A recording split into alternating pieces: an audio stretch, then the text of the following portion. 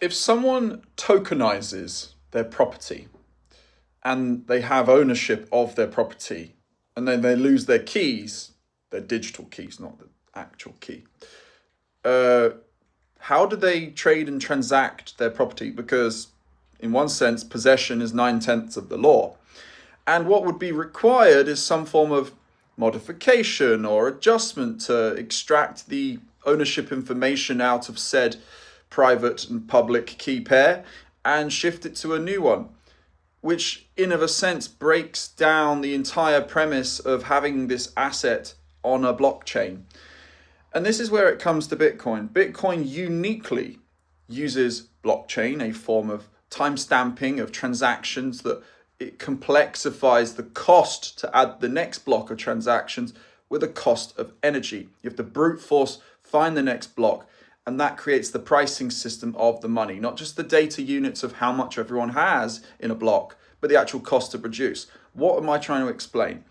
Well, there's this transcendence aspect that the very valuable thing in of itself is stored in the blockchain, whilst every other use case of a blockchain is trying to use blockchain technology as this accounting ledger and ownership structure of physical things, because Bitcoin and by extension mining are the only two natively digital things in terms of commodities, and everything else is just using blockchain.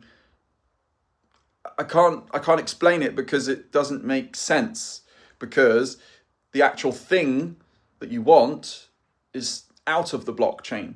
As in, if I give you a piece of gold, or say I give you a token that represents a piece of gold, and the gold goes in a vault, you're still trusting that someone has the actual gold in the vault, and there is no intrinsic connection between the actual gold in the vault, the physical thing, and the digital asset that references your ownership of that gold.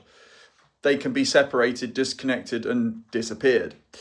And so, yeah, every problem associated to these massive campaigns and promotions and startups trying to make on-chain assets, all the assets are in the real world. So possession is 9/10 of the law, and tokenized real estate, the financialization of real estate brought us to 2008. So there is a takeaway there.